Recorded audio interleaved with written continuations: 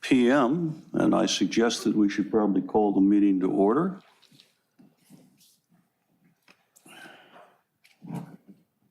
Wait a minute, where's the...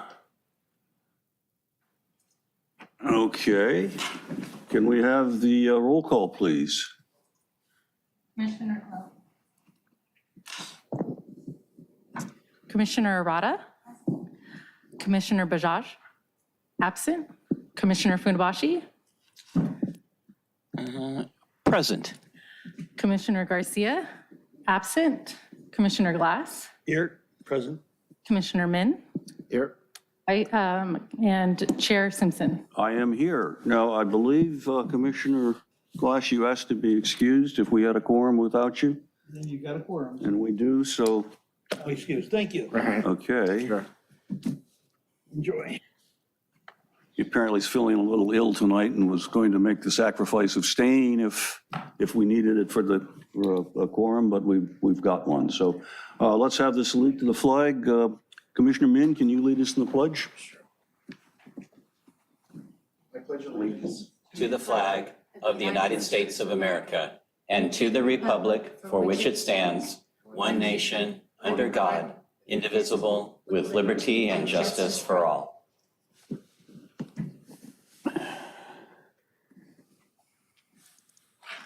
Okay, do we have a motion to approve the order of the agenda?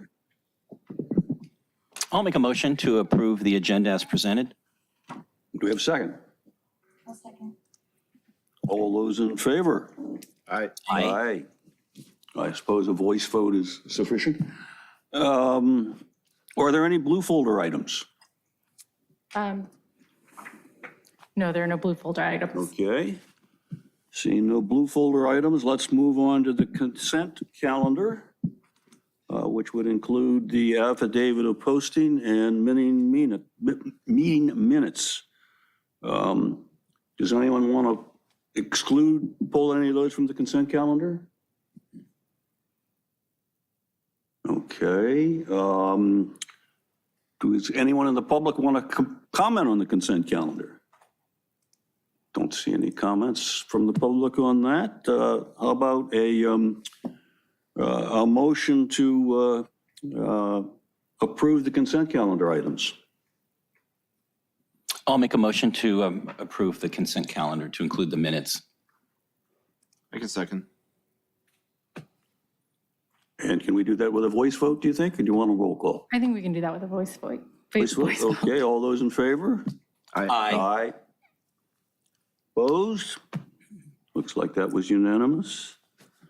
Okay, now it's the point in the agenda for public participation, like comments on anything you want to talk about that's related to public works that is not on the agenda. Do we have anyone interested in any public comments?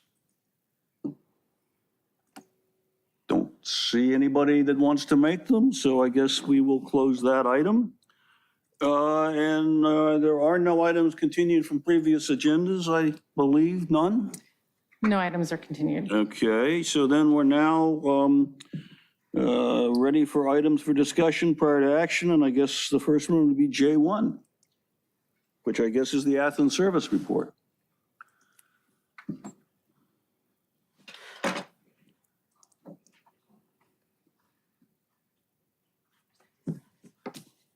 Thank you. Good evening, Chairperson and Commissioners.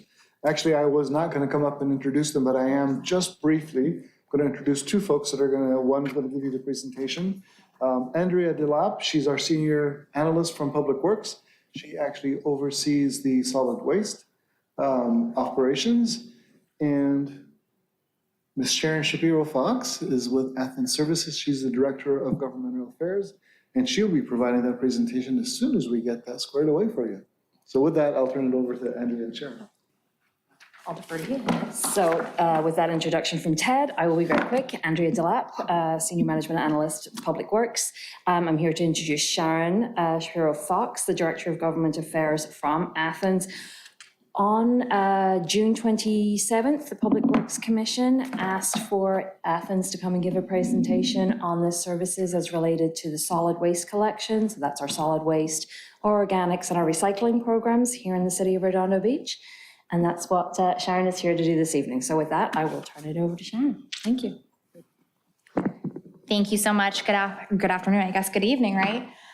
It's a pleasure to be here this evening presenting on behalf of Athens Services. As Ted and Andrea mentioned, my name is Sharon Shapiro-Fox, and I am the Director of Government Affairs here for Athens Services in the South Bay. I am a new face to the company, relatively speaking. I've been here for about 6 months. So if you're used to seeing somebody else, it's this face from here on out. It's with great pleasure that I'm here to talk about Athens Services. Personally speaking, I've worked for other solid waste companies, and I've even worked in government for several years. And you know, Athens Services really takes a lot of pride in what we do. We are a local family-owned business in operation for over 60 years. And really for us, our number one priority has been to deliver exceptional service, make sure that we employ great people, and make sure that we're operating safely and in creating and sustaining healthy environments, right? We've been committed to doing this since 1957, and we will continue to do that for as long as we're around, which we hope is forever, right? Next slide. A little bit about Athens, if you aren't familiar with it. We are the largest landfill avoidance or diversion company in Southern California. What does that mean, right? We actually at Athens do not own and operate our own landfills. We do operate the county of San Bernardino, their landfills for them. They have asked us to do that for them, but we don't actually own any landfills. And with that in mind, we have over 40 exclusive franchise agreements in the Southern California area. We service over 1.5 million residential customers, and we have over 50,000 commercial accounts. We also have over 1,000 vehicles in our fleet and 2,000 team members that we employ to go out and do the great collecting work throughout Southern California. We actually have, it says on here, 8 operational yards, but we actually just acquired Calumet Services, which was another regional player. So we actually have 9 operational yards and 6 material recovery facilities, also known as MRFs, and that's where your recycling is sorted and processed and then accordingly basically baled and then sold as commodities. We have actually 3 container management facilities, again, with the addition of our Calumet Services yard over in Paramount. And we own our own composting facility, which is also very unique in the region, as not a lot of facilities are fully permitted to take green waste and food waste together. So that's an advantage that we have at Athens Services, and that facility is located in Victorville. That's I'm sorry, where? in Victorville. Thank you. Next slide. So bringing it locally here in Redondo Beach, what does that mean, right? So obviously we provide solid waste collection services. That's your trash, your recycling, and your organics, right, for residential and commercial customers. We also, separate contract, have street sweeping services in which we provide basically about 19,000 miles, curb miles, annually of street sweeping. And then also additional pressure washing and downtown services. As far as customer count, right, how many customers are there that we're talking about that we're servicing on a daily or weekly basis? We've got 15,970 residential customers. We have 596 commercial customers, and then we have about 1,400 multifamily customers that we also service.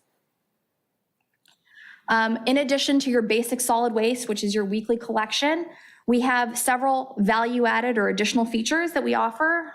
HHW collection, which are widely participated here in the city, of which the next one will be October 24th at the Performing Arts Center. We also have quarterly compost giveaways. The next giveaway will be October 1st, also at the Performing Arts Center. And then we have free community shredding events, again, October 24th for the next for the next event. And again, that's at the Performing Arts Center. We also have unlimited residential bulky item collection. So if you have bulky items, you can get 3 per week, and you can do that 52 weeks per year. Monthly operational calls with the city. I'm in frequent communication with our operations team, with Mitch and Andrea, as well as SB 1383 organics calls with the city to make sure that the city is prepared for a full rollout for SB 1383. Our local team, so we run out of our Lasso Yard, which is basically our Los Angeles South operational facility down in Torrance. We're on 228th. We have a hyper-local team with a lot of industry and city knowledge here locally, right? So Cam Nawale is our route supervisor. He's been the supervisor here in Redondo Beach for 13 years, and he knows the city incredibly well. We also have 20 drivers, and that's our commercial and residential drivers combined. And those drivers have on average about 10 years of driving experience. So you're talking about pretty seasoned drivers who really know what they're doing. And really that's important for us here locally because you do have some areas that are tight to maneuver and navigate. And having that operational familiarity and driving experience is really critical in those types of situations. In addition to those 20 drivers, we also have 6 helpers. And those are the folks that you see pulling and pushing the bins out, for instance. And really they are an extra set of arms and eyes and ears on those trucks to help the drivers see. Obviously, all of our vehicles are equipped with cameras, backup cameras, and an extra set of eyes and ears never hurts, anyone really. I have on here some information in regards to the annual number of lifts, right, year to date. And what is a lift, right? A lift is basically considered any time that arm goes up and down, okay? And what is collected? Right? Think about the streams that you have at home or in your businesses. You've got trash, recycling, and organics or your green waste. And so all of those things are done by these drivers on a daily and weekly collection schedule. And when you look at the magnitude down here at the bottom, and I apologize that it's kind of way towards the bottom, but you've got 142,827 lifts. That's times that the arm goes up and down. That's year to date. So we're not through the year. And 2,042,400 residential lifts. And that really speaks to the amount of times that we are operating the arm up and down in the city and collecting for our valued customers in Redondo Beach. Customer service. I will tell you we are extremely unique in that we own and operate our local customer service call center here in Southern California. That facility is over in Irwindale. And a lot of other companies, I can tell you from experience, farm out different places of the country and even of the world. But it's important to our owners and our ownership that remain a local feature. Year to date, we have received 1,166 billing inquiries or calls. And then we've received 16,571 customer service calls, and then 937 sales calls. So just so you're aware, the roll-offs, the large dumpsters that you see are not exclusive to Athens services. And so those do have to have, calls generated for sales. So large scale events, runs, festivals, all of that goes through our sales team. What are examples of customer service calls, right? Setting up a new account or account changes if you've moved into a new home. Missed pickups, bulky item collection, for instance, or barrel or bin exchanges. If you're looking to swap either your container's broken or you're looking to right size, increase, decrease your service, those are all considered customer service calls. We do take great pride in our average speed of answer. Our year-to-date average is less than a minute, which I don't know if any of you have tried calling anywhere, but to get anywhere in less than a minute these days feels pretty darn impossible. And we do have an extremely high customer service success rate, and that is 99.9%. And this includes our missed pickups and the closing of our tickets that are entered within the contractual turnaround of 24 hours as needed and prescribed. So we talk a little bit about diversion, right? We are the largest landfill avoidance company, right? What does that mean? It means basically reusing, recycling, or composting materials that otherwise would have been hauled into a landfill, right? So we're diverting away from landfill. This includes composting, both your traditional backyard composting, if any of you are gardeners, and our commercial composting, right, that goes to our facility in Victorville. Other things that count towards diversion in the city's diversion are certainly community shredding events, of which we host several, and other traditionally thought of methods, such as your single stream recycling, processing, done at the material recovery facility. But what makes Athens different, right? We are, as I mentioned, a landfill avoidance company. We don't own any landfills. And we really pride ourselves in our ability to maintain and really fulfill our obligation here in the city of Redondo Beach. The city has a very unique and very high diversion standard of 75%. And we are proud to say that we have met that, and we are on track to meet that again this year. And there are a number of factors that do certainly impact our ability to meet that standard, right? So changes in external recycling markets was a big one, right? Several years ago, China really implemented a lot of regulation, which really curtailed our ability to import recycling into China. And so we were very wise to look into other markets. So that was something that impacts diversion. And then also changes in regulation and legislation. So even locally, right? So we talk about overseas and in China, but we also talk about locally. And in California, we're very unique. We have CalRecycle, which oversees all of our recycling programs.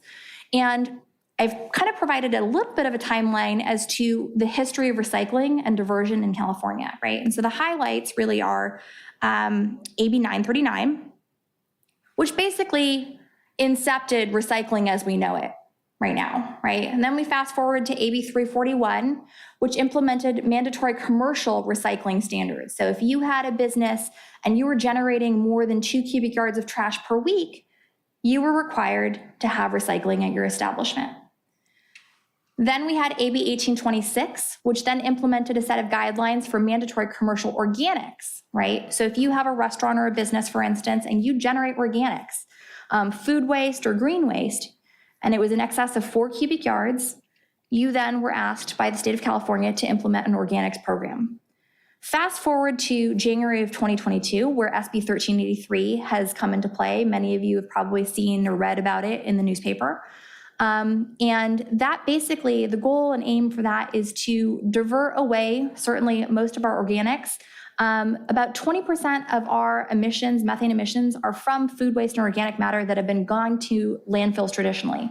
And we're really trying to curtail that right now. And so we are working with the city.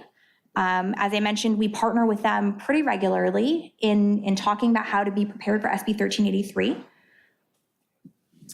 For recycling, right, a lot of questions people get are, you know, I have this item and I don't really know where it goes. Does it go in my recycling? Does it not go in my recycling? And we've really tried to take the guesswork out of that for our customers. So actually, there is a link here, athensservices.com/recycling-guide. And it's incredibly easy. I don't know that it could be any easier, actually. You specify whether you're a residential or a commercial customer, and then you type in or you pull down your city. So in this case, Redondo Beach. And this, what you see here on the screen, is an exact screenshot of what we have on our website. And it lists all of the different commodities, but there's also an interactive feature where you can click on each, and it gives you additional pictures and descriptions of what you can and cannot recycle. And it's incredibly helpful in taking the guesswork out of recycling.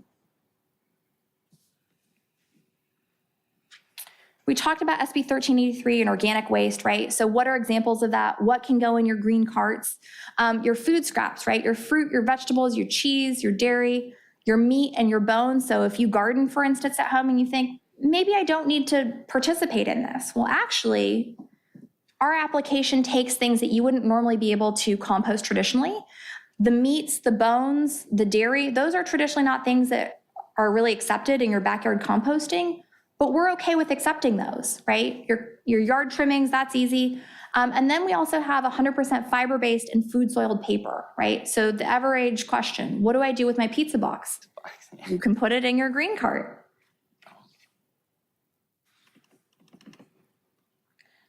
So I know I've run through quite a bit of information the last couple minutes. And I know that you may have some additional questions. I do have, if we can perhaps receive and file this document, we have copies for each of you this evening. It's our community impact report, and it basically lists the different things that we in Athens Services do towards our communities. And I think it's a unique kind of piece that I haven't really seen a lot of other places, and I'd like to be able to certainly share that with you guys. And I have business cards in case anyone has any specific questions. But other than that, that's pretty much it for me. I've tried to make it very easy. So for those of you who are pretty computer savvy, I've also included a QR code in case you have any other questions. Anyone have any questions? Commissioner Min. Yeah, thank you for the presentation. Yes. Chairperson, you do need the motion to receive and file the material. Do that first. Oh, I'm sorry. Yes, is there a motion to receive and file the report or the presentation? Sure, I'll make a motion to receive and file the community impact report. Is there a second? I'll second. Roll call? Sure. Commissioner Arata, Aye. Commissioner Funabashi, Aye. Commissioner Min, Aye. Chair Simpson. Aye. Thank you. And now it's appropriate to ask questions. All right. Commissioner Min. Thank you. Thank you very much. Couple quick questions. So I've had a few instances where I've used bulky pickup and it's been great. I mean, actually, sometimes the stuff gets picked up by random people before they even get there the next morning. But I have had a couple instances where both my neighbor and myself had like large mirrors or large glass like things. And we're told through, I mean, I've been told through the service that we can't leave those out, right? And so, in this case, what would we do with those large, bulky glass mirror type stuff? Is there a place we could take it, or what's the recommendation? So actually, we will take it, but there are a few steps that you have to kind of do in order for us to take it. And the reason why perhaps you might have been met with some resistance or maybe confusion from our customer service is because they are quite dangerous, right? If it slips and falls and cuts, somebody's hand, for instance. And we certainly don't want to leave broken glass all over the street. But if you, and I can send you an image of kind of what it looks like, if you take some tape and kind of exit across, basically what that does, it maintains the integrity of the structure of the glass so that when we pick it up, it doesn't shatter into a lot of pieces. And in the event that it breaks, right, that's kind of collected together and compacted together. But it is something that we do take, and I'm happy to schedule if you haven't gotten that picked up. I actually ended up breaking on the sidewalk, so I just swept it all up and put it in the trash. And I noticed in it is to be trashed, right? Yes. Okay, so another quick question. I know you kind of mentioned the issue with China importing plastics and recyclables. I remember reading a story about this regarding they're trying to avoid importing the really thin plastics, right, that aren't easily recyclable. So what are we doing with those now? Or where are they going? You kind of mentioned there's other sources. So Vietnam, Indonesia have actually taken up a bulk of the recycling market. Obviously, it's not 100% right to what it was before, but certainly the other thing that we pride ourselves in is our contamination, right, is really very, very low. And so we have been able to continue to send things to China, but with the understanding certainly that they are very stringent about what they import. So what often they do is they will have visual inspections when they look at bales. And if it looks more than a certain percentage of contamination, they will reject either that bale or sometimes in extreme cases, the entire load. So obviously that's financially very detrimental to us to have to ship something all the way across, halfway across the world and then to be rejected. So we're very, very careful about the materials that we bale and sell and where we market. But there have been emerging markets for other plastics. There's even discussion of even pelletizing some of these other types of plastics and other applications for them. Okay. Yeah. Great. That's all I got. Other questions? I had a couple of questions. A year or so back, there was discussion about with 3 bins on the curb and 3 trucks coming through our residential neighborhoods on any given trash day, that it was going to be consolidated into 2 trucks, where one of those trucks obviously would have taken 2 of the bins combined. And I'm just wondering if that was ever implemented. I think the thought there was removing 1 of 3 trucks off the road would have been better for air quality emissions with the truck smog and things like that. But what's the latest on that now? To be honest with you, I'm not 100% certain on that discussion. I do know that part of that is obviously maintaining our very high diversion, threshold. So I'm not sure if perhaps somebody from Public Works. Can I interject there? My recollection was that was done on a trial basis, wasn't it? In some districts, like not citywide? Is that, I believe it was District 4 had that. Yes, it was done on a trial basis, and I'm looking, and I am new to the Public Works Department, so I was just looking to my director to confirm that that was true. Yes, it was done. It is believed that the system is in place, is the system that is best for the city. There is some consolidation that is already happening, though. You'll have heard Sharon discuss in that during her presentation that the green waste and the organics have been combined. So rather than having an additional truck come along for the organics, that's a consolidation that has taken place. It's not a reduction, but it's not an increase to the level of service we're seeing.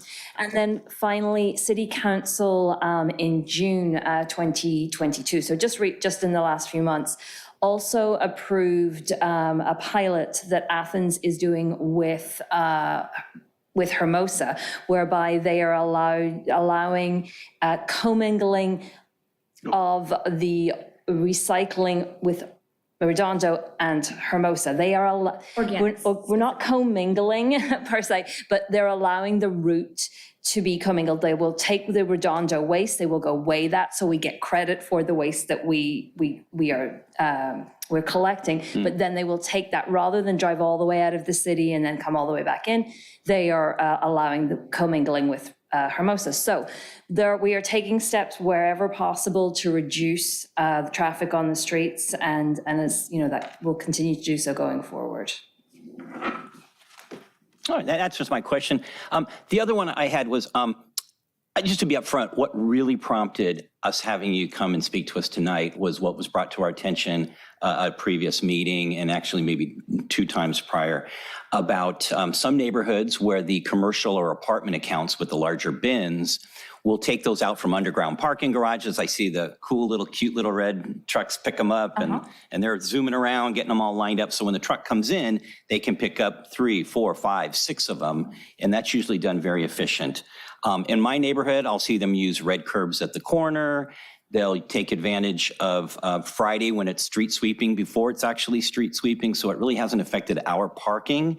But the comment that was made by a resident here was that in some neighborhoods, it does affect their parking, and whatever nuisance was produced that was expressed through that public comment, I just was curious, are you aware of that? And obviously, your route manager who has extreme experience with the local neighborhood and all the other aspects of contact that I've had, whether it's bulky item pickup or calling, have been excellent. But that's the one pet peeve, if you will, that a few in our community have. So I'm just wondering your thoughts there. So actually, that was brought to my attention. Andrea actually, in preparing for this, did mention that that was something that did come up and what kind of precipitated this conversation this evening. I will tell you a few things. One is that obviously we understand that parking is a significant challenge in a lot of the areas. And so we are somewhat bound by some of those parking restrictions, and certainly being mindful of maintaining parking for our residential customers. The other thing that I will tell you is that in being sensitive about that, we also want to make sure that we're operating in the safest manner possible, right? And so there are some instances, for instance, where you are 4 or 5 buildings next to one another, and maybe perhaps 2 of them are at the crest of a small slope. And we have to place some of those bins, maybe not directly or adjacent to those properties because of the rollaway risk for us. And so sometimes you will see maybe 1 additional bin or 2 additional bins parked outside of an adjacent or adjoining customer for safety purposes. What we have done in the time that I've been here and speaking with some of the council members and public works staff and operations, previously we had a scout truck that would kind of divvy time. Basically half the day they were here in Redondo Beach, and then half the day they were in another area in the South Bay. And what we have done is we now have a dedicated additional scout resource to us. So they will pull, as you mentioned, the bin out. The mother truck, which is the larger truck, will empty that. And then they will, and we try to do it in tandem whenever possible so that the bins are not left out for a long period of time. With that being said, there is a certain time frame that is ascribed in the contract, and we do keep that in mind, and we are within that time frame as well. But we do have to understandably operate within the confines of safety, maintaining parking, and operational contingency planning. But we have, like I said, added that additional scout, and then are working in more of a tandem system now, so they're not really out. Obviously, when there's a holiday, for instance, and, the parking restriction is not in effect, that does pose a little bit of a challenge. And so sometimes you will see more bins out, but we've tried to be as cognizant of that as possible. No, I appreciate that. And in fact, even the holiday notifications by voicemail or whatever are super, even. That did prompt one more question, because usually that smaller scout truck is usually pretty efficient. The bins don't stay out on the street in my neighborhood very long. Right. But it just popped into my head, because this just actually happened a couple days ago, where perhaps they got left out a little bit longer, and there was an individual rummaging through, taking the recycling. Pulling a shopping cart and the whole bit. And so, I'm pretty clear in understanding that is not legal to do. Is that correct? That is correct. And yet I'm not part of enforcement, but I thought it'd be, appropriate to bring up in this setting, just to make you aware of those things, which I'm sure but that I witnessed it as well. Well, it's greatly appreciated. Certainly, for us, any opportunity or loss of recycling is a loss of revenue. And certainly, we have administrative fees, which we have, based on gross receipts and things like that. So obviously, we don't want the city losing out on any revenue opportunities as well. So I'll work with Andrea in regards to kind of the illegal scavenging element of it. Thank you.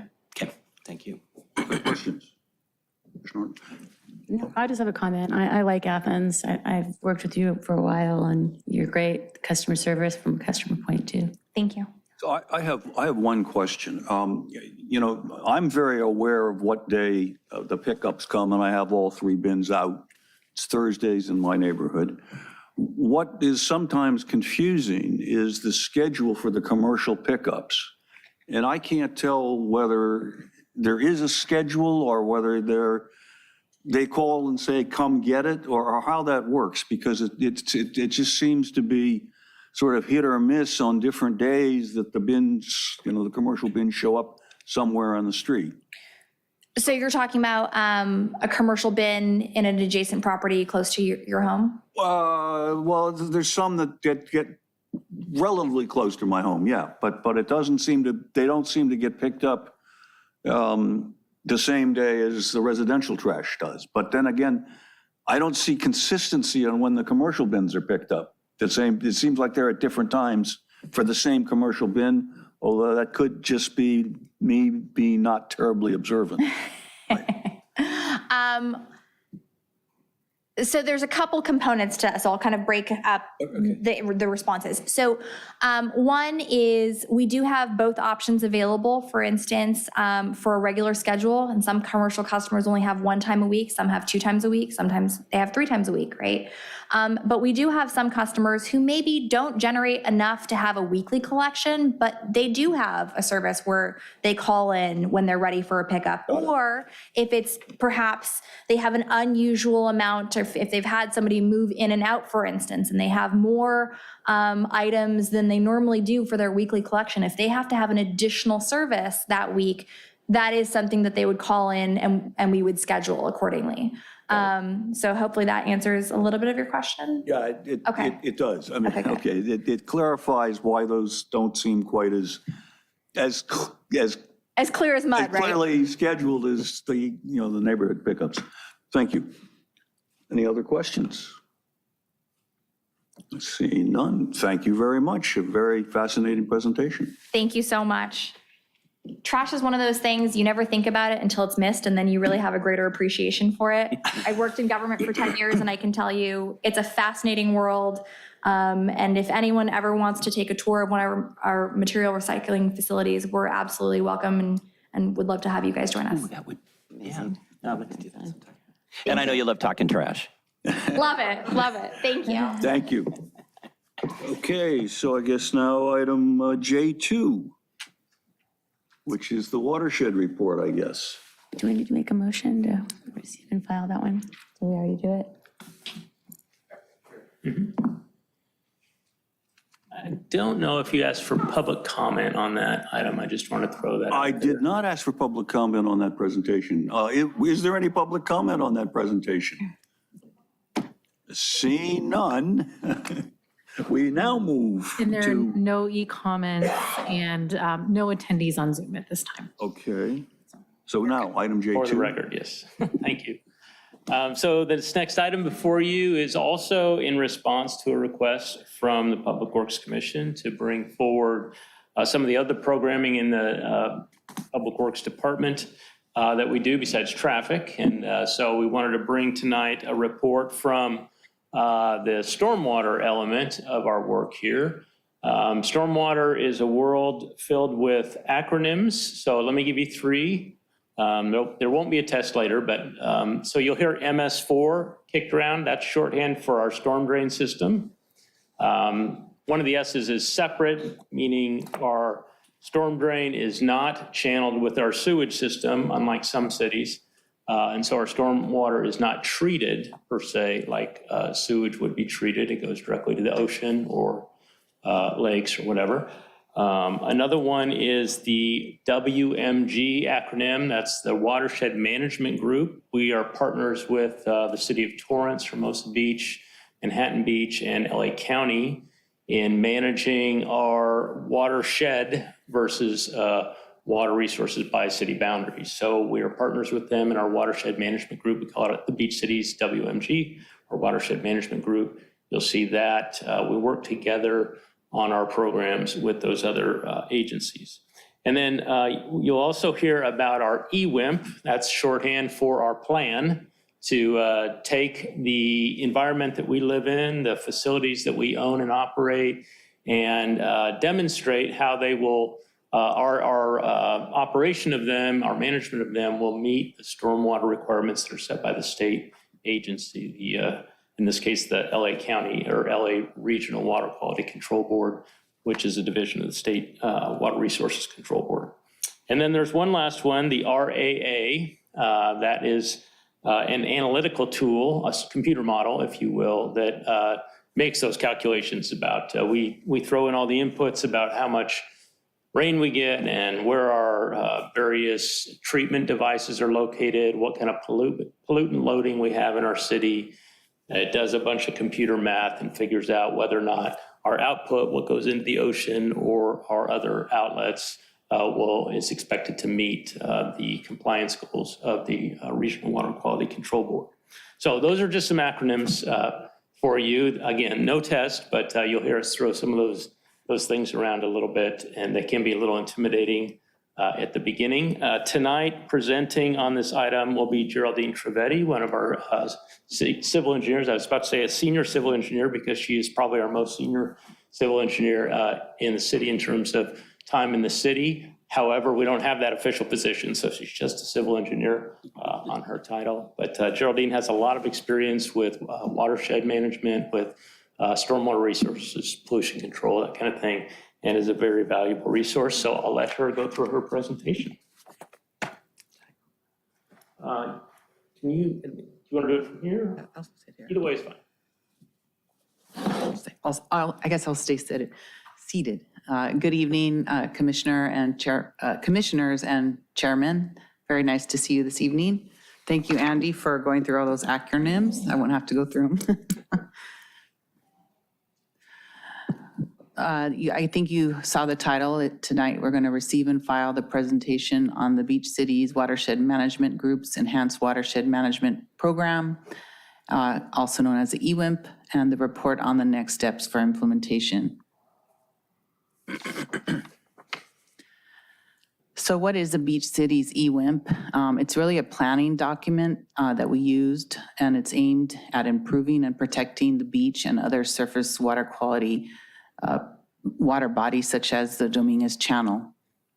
It is required by the Los Angeles County MS4 permit, also known as the Stormwater Permit or the NPDES permit, if you've heard that term before. As Andy mentioned, it's a collaboration among other beach cities that we all have agreements with. And the plan evaluates opportunities for multi-benefit projects. That's the primary purpose of this plan. If feasible, we try to demonstrate full capture of a specific design storm.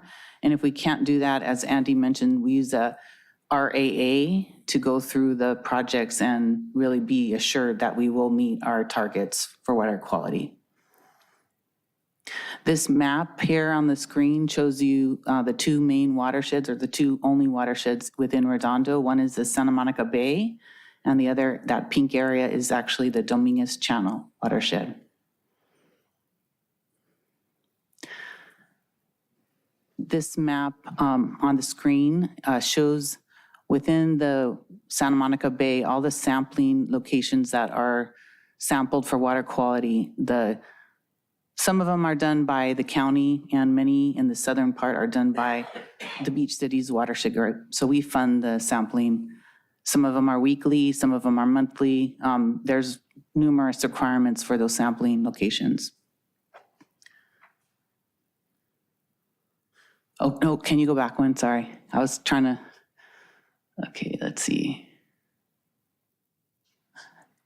So the stormwater permit first required the EWIMP. Well, the first update was required on June 30th, 2021. We did submit that updated EWIMP to the regional board. We haven't gotten comments back, but we have been deemed in compliance at this point. Significant advancement since the first EWIMP. As Andy mentioned, the RAA, the modeling tool we used was updated to incorporate a lot of new information and just really fine tune the model. We've also added all of our water quality data that we've gotten since the first EWIMP was submitted. So we've added that into the model. And we also have funding. If you recall, the Safe Clean Water Measure W passed. So we do have a lot of funding now available to us to fund some larger projects. So this table shows the projects within the city of Redondo, the large projects that are required to be implemented within our EWIMP. And you'll see here that the first project is the Fulton Playfield. I have some slides on most of these projects, so I'll give you a little bit more detail as we go. You could see the estimated cost, which actually that was within the plan. It was found to be quite low. It was actually came to $4.2 million, and we got a fund or a grant from the Safe Clean Water Program. So that project is fully funded at this point. The next one is the Redondo Watershed Distributed Infiltration. So that project is targeting the Redondo Watershed, which is quite large. I have a map coming up showing the area. And within that area, we are required to do some infiltration. How we do that is up to us and where we do it. So we're starting that program now, and I'll go through a slide coming up here showing you that. The next one is a joint project with our Beach Cities Watershed Group. We all have locations. We submitted a grant altogether. We've received $2 million in funding for that, and we're all sharing the cost. We're trying to get additional funding next year to try to get 100% of the fund required to build them. The next one is Alondra Park. This is a LA County project in Alondra Park.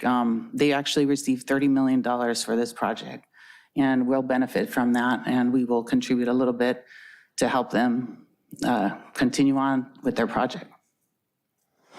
The Dominguez Channel infiltration, it's similar to the one we talked about up in Redondo. It's just, it drains to the Dominguez Channel.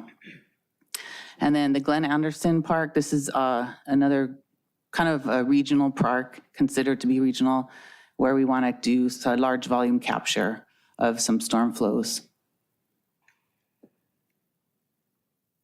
This map shows all the locations of the larger projects that we have committed to within the EWIMP. And the pink is the Santa Monica Bay, and then the green is Dominguez Channel. So we'll go through the projects, the Fulton Playfield, the distributed project that we have, and also the Beach Cities Green Streets project. So the Fulton Playfield, this project is a large project. It's 89 acre-feet management capacity. We'll get 81% bacteria removal. And there's a lot of components to this project. You'll see the one there in the center picture shows we're going to add a little bit of a green feature onto, it's right adjacent to the play field. It's not a large capture, but at least it's greening the street and the area. And then we're going to be putting in some dry wells on the site, and we'll be removing some pervious surfaces and adding impervious and trying to use some native vegetation. So you'll see the playfield here. There's actually an existing detention basin underneath the playfield. That's a county facility. They own and operate the detention basin. So we proposed this project to them and they've agreed to partner with us on it. So what we're gonna do is just add some dry wells off on the east side there and use the existing detention basin. So we have to modify the inlet structure slightly and the effluent point, but really pretty much the main components are in place.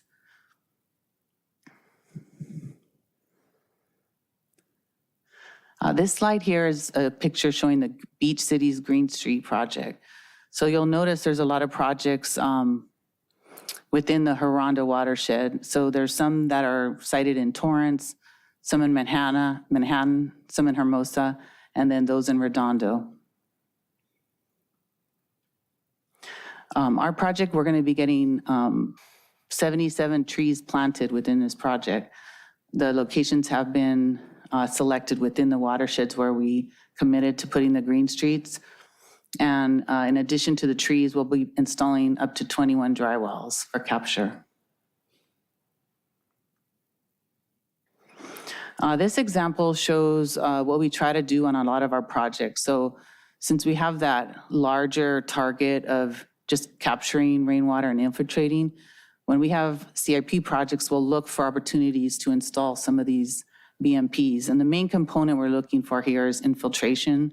So we want to put underground wells or basins that could then capture, hold, and infiltrate a certain volume of rainwater. And this project here is currently under construction. So we've added dried wells into this project as well as just some greening features. There's a small bioswale that was added there. This is a future project, the Glen Anderson Park project, also considered a regional project. There's a little bit of Manhattan Beach, I think, that drains here. We submitted for an application for some safe clean water funding, just went in for design funding. I think we submitted for $780,000. And if you go to the next slide, you'll see a better picture of there you go. So if you look there, you'll see that's an existing parking lot in the northeast corner. So the plan is to put some capture infiltration zones under that parking lot, converting it to a pervious surface and adding some trees, greening features, wells, basically trying to improve the whole area. In addition to the crosswalk there, we'll be enhancing that area. Okay, well, thank you so much for your attendance and any questions I'll be happy to take. See, we need to move to receive and file, I guess, right? Someone care to make that motion? I'll motion to receive and file the presentation. Have a second? I can second. I could add just a couple of comments to tack on to the end of her report.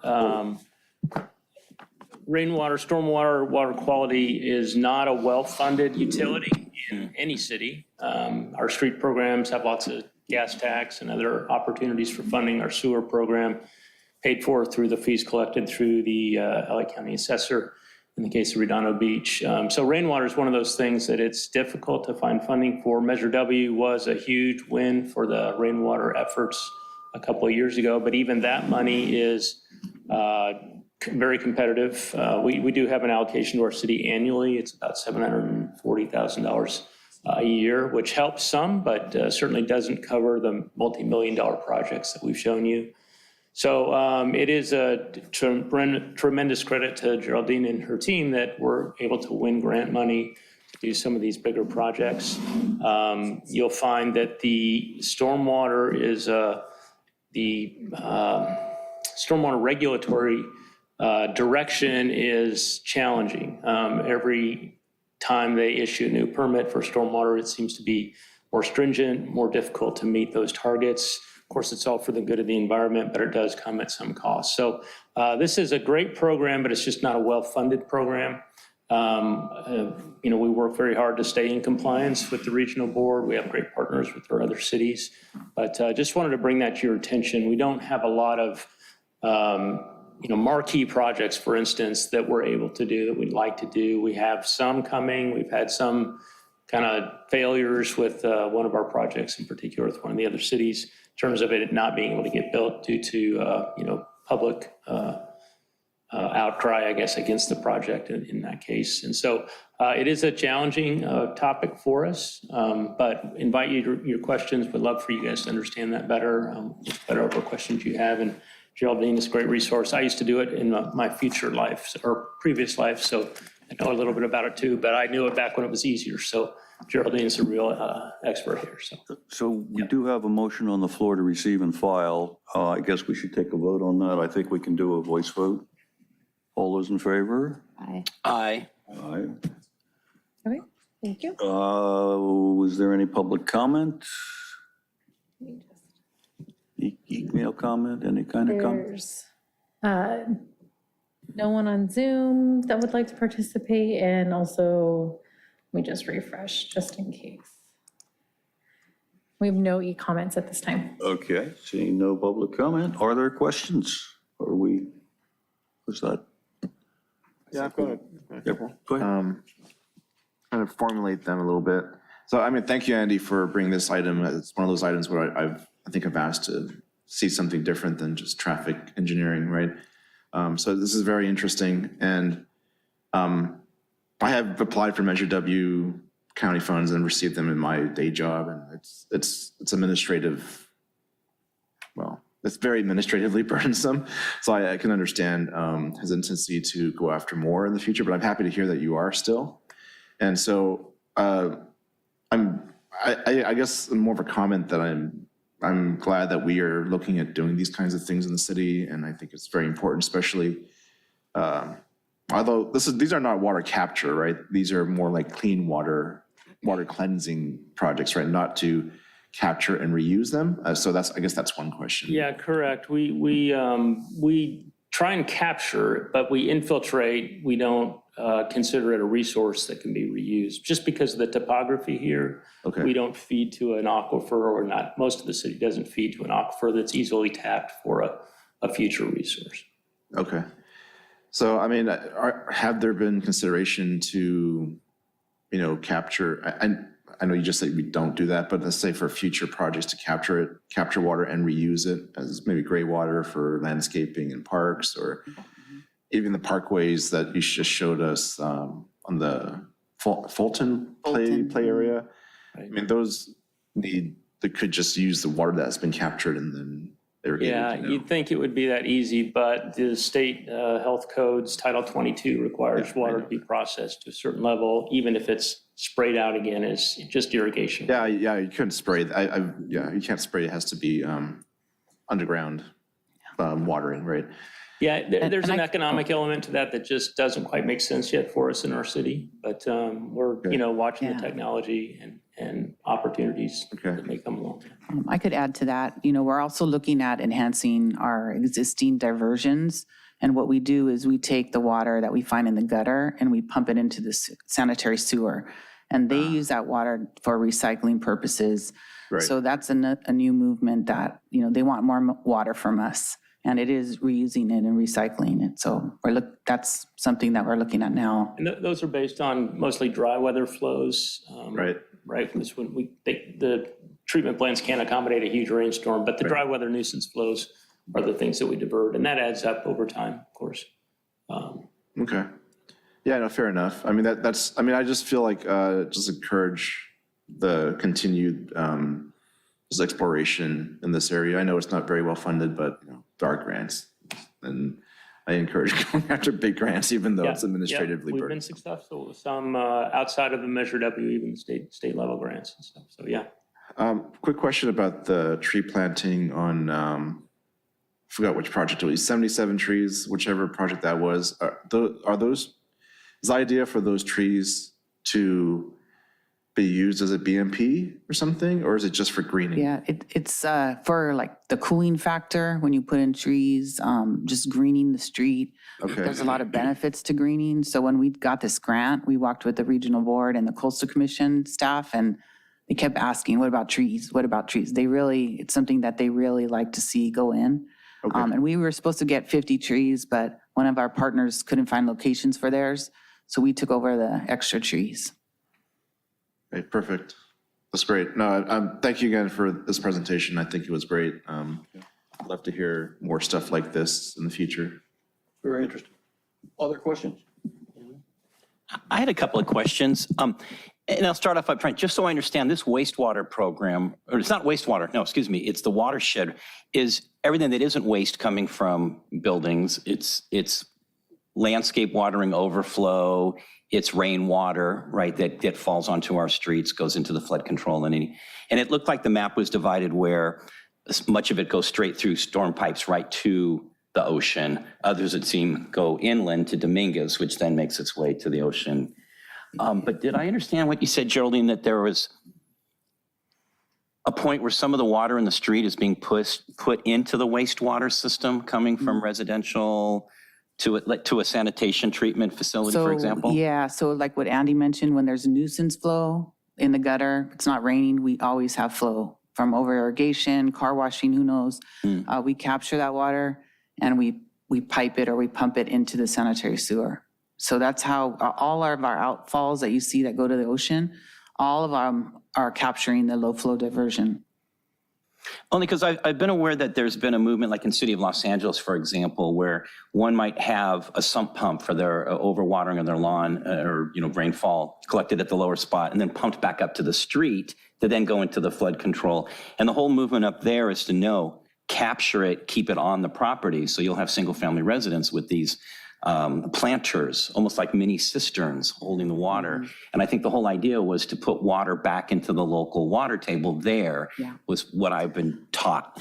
And yet it almost sounds we do that. We require that for our new developments. It's part of our requirements. Our permit obligations is anytime there's a new development now in the coastal zone, if you're a business, you must put in capture. And so if you see a lot of the new comb constructions, even down here in all the avenues, they put in those underground, they're like cubes, they store the water. So they have to now capture a certain volume and infiltrate before they could discharge. Even though it's small, it's not, a large volume. Well, and I guess in the case of City of LA, it adds up, right? I mean, you've got these huge 200, 300 gallon rain barrels at the bottom of the downspouts, again, to collect that water for on-site use, obviously. But which is why the permit process, obviously, you're going to start putting water in with the wastewater. The one last thing I just wanted for clarification is just understanding, I took a tour of the Edward C. Little facility up in El Segundo a number of years ago, and how somehow the water gets there, right? And then it goes through that whole process. You can even drink it at the end. And then it comes back in the purple pipe, which I thought we were, as a city in Redondo here, taking that water to use on some of our public watering, but we're not putting any water into the system that goes back there. Is that right? So are we collecting it, or are we just purchasing it when it gets filtered? Well, that's a tough question, but so we're not collecting through a piped collection system to send water there. That water that feeds that plant typically comes from Hyperion, the effluent from Hyperion. So the portion of our city that drains to Hyperion, and I don't know, Geraldine, if you know how much of that is. It actually goes to the other plant. It goes to the Our sewer joint. shed goes down to the one at Carson.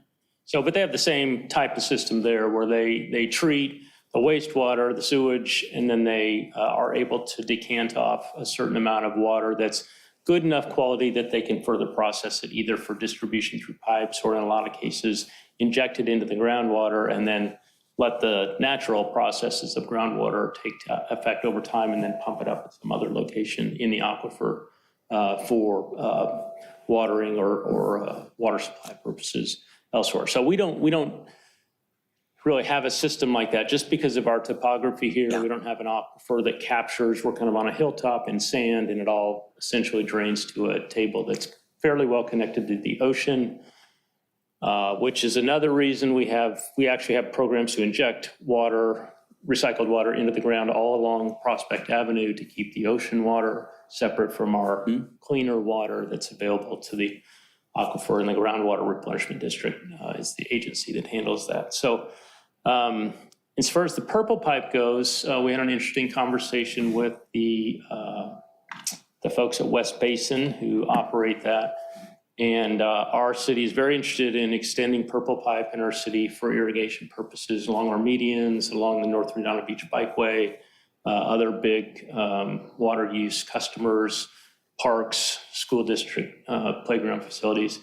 And what West Basin told us when they were here in March or April, I don't remember, Ted, if you remember when that was, but their business model has kind of turned away from that type of use this time. So we were hopeful that they would partner with us in extending purple pipe. We're designing a pavement rehabilitation project up on Manhattan Beach Boulevard, which is a route that the purple pipe would go next to help take care of some of those properties in the north, those customers in the north for watering. And they've kind of backed off of being willing to engage on that for business purposes. It just didn't make economic sense to them to, at least this is what we were told, to extend to those customers. And instead, they are trying to find more big wholesale type customers, refineries, other big treatment facilities or water use facilities, which made more economic sense for them. So watch this space. We'll see what happens there. But for now, our plans or our hopes to bring purple pipe further into the city in 6-inch mains or 4-inch mains to handle some of that watering is not on the top of their list in terms of priority. So still wrestling with them on that, but that's the status of that right now. Well, it was just so interesting. Andy, let me just help you with that. Actually, it's on our strategic plan. So when you get to the strategic plan, you'll see it. It was in May, on May the 10th. Yes, on May the 10th that the presentation was given to the city council. So feel free to go to that particular city council meeting. You'll see the full presentation by West Basin and all the maps that supported where we would like them to come and where and how their business model has changed. I appreciate that, and I will. Obviously, we all have a healthy concern about water. And when we think about, and of course, the cost of and the logistics of putting purple pipe throughout the entire city. But I kid you not, we had a conversation about this. When you think of even residential consumption, of 50% of our water consumption is usually for our lawn. More than 50%, which is why we're going after that first, right, in water reduction there. But the comment was, or the conversation we had was, wow, might we have 2 lines coming to our residential properties at some point in the future, certainly in newer communities where it's all new infrastructure, a little harder to do, and existing stuff here, maybe even cost prohibitive.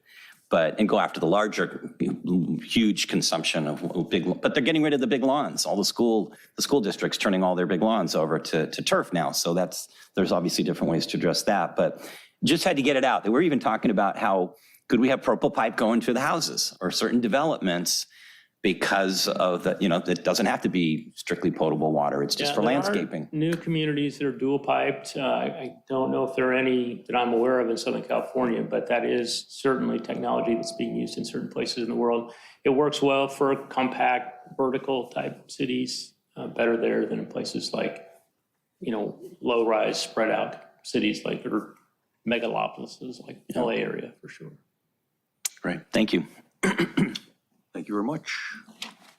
Any public comment on this? Did I ask? I don't think I asked about this. Did I? No. Did I? But there's none. No, okay, none. Item J3, which I guess is receiving the updates on the strategic plan and possible discussion of the one that's coming up. I'll take that one up. Thank you, Andy. Andy was going to get up. He was volunteering, ready to have a 20-page presentation for you. Actually, no, we don't have a presentation for you. What's attached to your agenda package is actually the last update that was taken to the City Council on the 16th.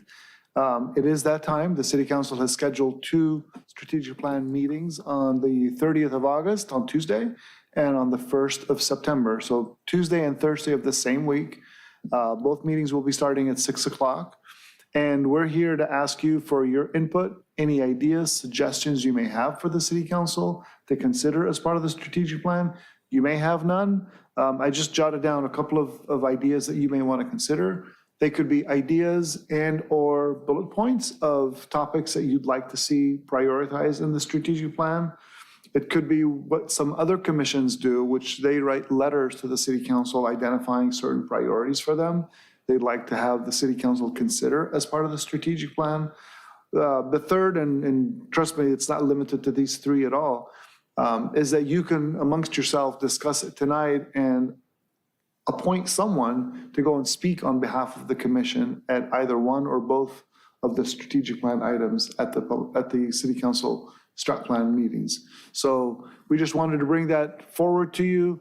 The attachment of the August 16th update of the strategic plan is to show you what the strategic priorities were.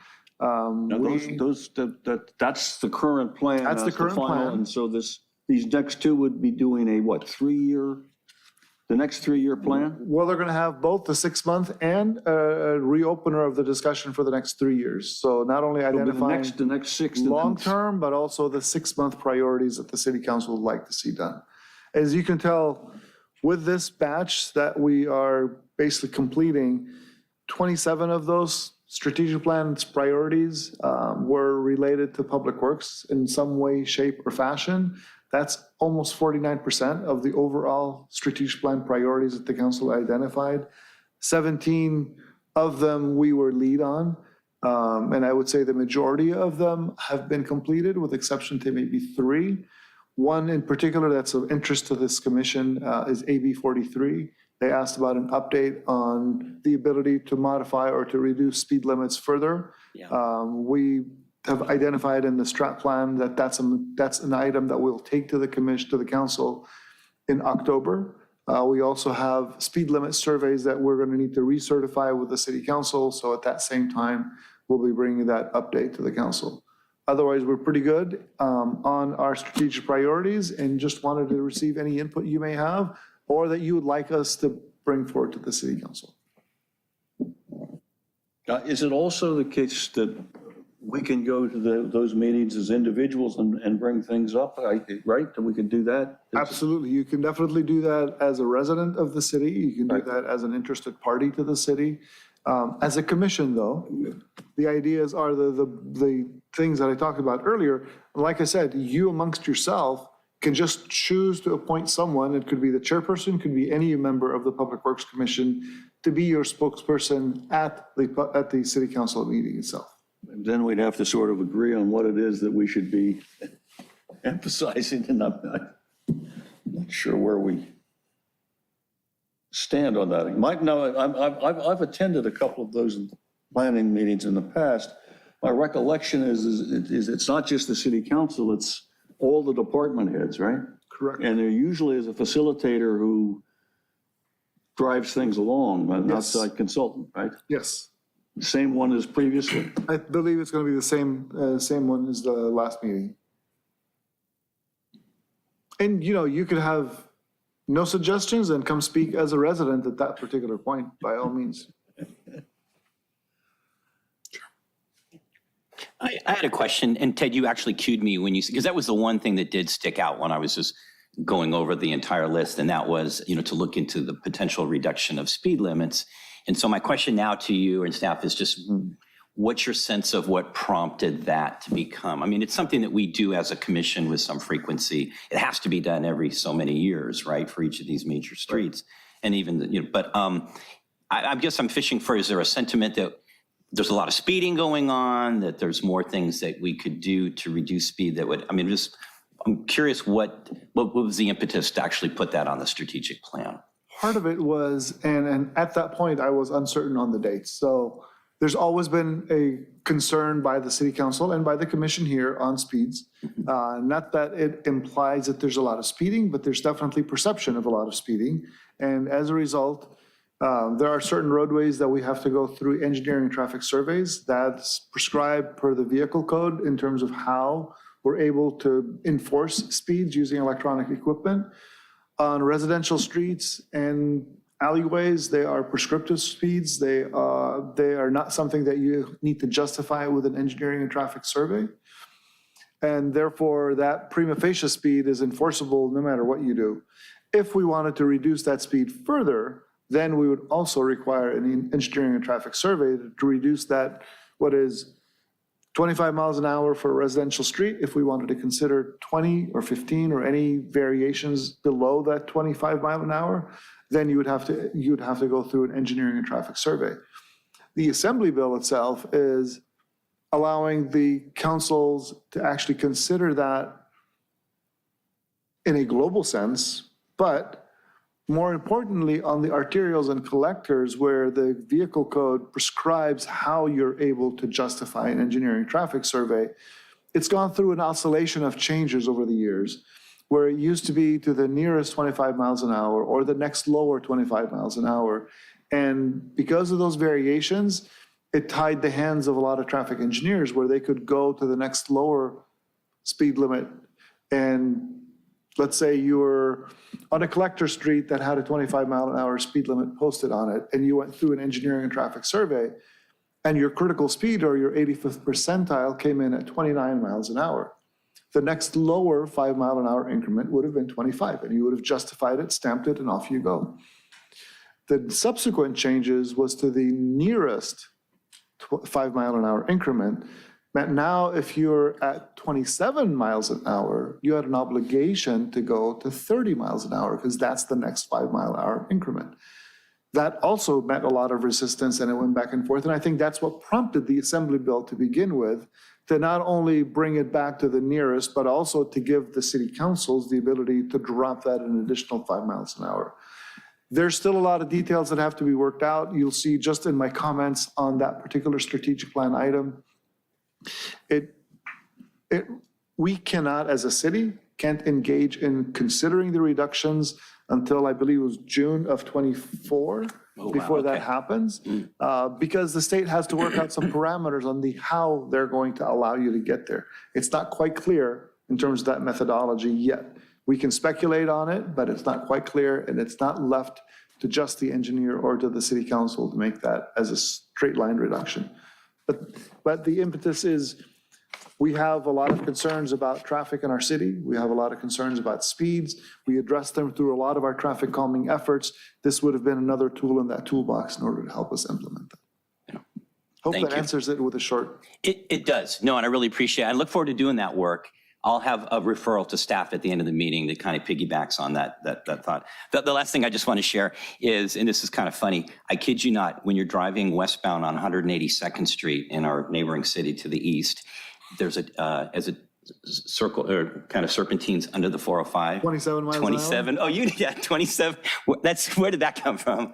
I just think that's hilarious. Westbound 182nd, when it just west of Crenshaw, where it zigzags underneath the freeway. Just as you go underneath the freeway, it's a double S curve out there. Yeah. And it was not arbitrary. Actually, we had a consultant. It happened right before I started with Torrance. They had a consultant that went out to what we call a ball bank indicator. So it's essentially an indicator that's looking at the amount of roll that the vehicle may have as you drive around the curve. Yeah. 27 miles an hour was the comfortable speed that they identified, and they posted it, not only because of the ball bank indicator test, but it became actually a sign that's used by a multitude of traffic engineers to show how deviating from the norm, 27, not 25, not 30, not a 5 mile an hour increment, actually caught the attention of a lot of the drivers. And just like you, now it's imprinted in the back of your mind, and you get a chuckle or a smile every time you drive through it because it was such a Remember unique where number. this is? This is on 182nd. On 182nd, as you're going east or westbound, underneath the 405 freeway, Okay. just west of Crenshaw. And Because I haven't. east of gone that North far High, and walked North off High School is over there that way 182nd, too. okay. High school, there's a high school right there too. Other thoughts of, I mean, this interesting conversation there, but I'm not sure how we express that in the strategic plan. And don't ask us to do a ball bank indicator test for any of our roadways. I don't think we need to go there. Well, I mean, maybe we can discuss just general things that we have been supportive of over the years, like things like traffic calming, obviously, and like bike infrastructure, climate change, that kind of stuff. I don't know. You're looking for recommendations that we would provide to council from this Yeah. commission, right? Any items that you believe are priorities that you'd like the city council to consider as part of the strategic priority? Well, so maybe even just like a topic, not necessarily a specific directive that all of us would have to agree that this was our collective opinion on what should be done, but more specifically, we can present ideas of what we'd like to see. Right, and we'd like to see that as something supported by the majority of the commissioners that are here. We don't want it to just be your idea when no one else is supporting it. We'd like to see that as an item from the Public Works Commission. Therefore, we do need at least the majority of those here to support some. Well, then if I may, let me just throw this out because it was an idea that came to me. Every four-way stop or issue that we take public testimony, we're always looking at SWITRs, the accident rates and, the history, 5-year history and all. And I thought, wow, what if we just became really proactive and said, you know what, let's just go straight to the SWITRs documents and find the most troublesome, intersections in our city that has a higher preponderance of collisions and whatnot. Obviously, if it's a Caltrans or some other, if it's PCH, we don't really have a whole lot to say there, right? Or even Artesia Boulevard. But certainly other areas that are under our whole jurisdiction, maybe we just get that SWITRs information and go after correcting what we think can be done as a commission, where instead of waiting for the neighbors to come to us and say, we think this is a problem. In fact, most of the time, we'll get the SWITR stuff and it really isn't a problem from the collision aspect. It's other elements that they want, a four-way stop or other speed or a speed control method. We're constantly explaining stop signs are not a legitimate speed control tool, right? But anyway, that's my thought, that we would request of staff to maybe look at those SWITR records and see what are the more troublesome intersections in our city that we could proactively be, maybe implementing a four-way stop or some other control that would be appropriate to prevent those kinds of accidents in the future. Yeah, maybe just to add to your thought, something that maybe like a strategic plan, like a traffic strategic plan or traffic safety strategic plan. Yeah, I think there are public safety elements in that. Right. And that is one of the 6 or 7 bullet points to improve safety in the city. So like instead of saying we want to reduce speeds, that may be something that we'll look at to do to make the city more safe. But I'm thinking, what if we looked at the troublesome intersections? Right. That could be part of that whole strategig plan as well to make the city safer.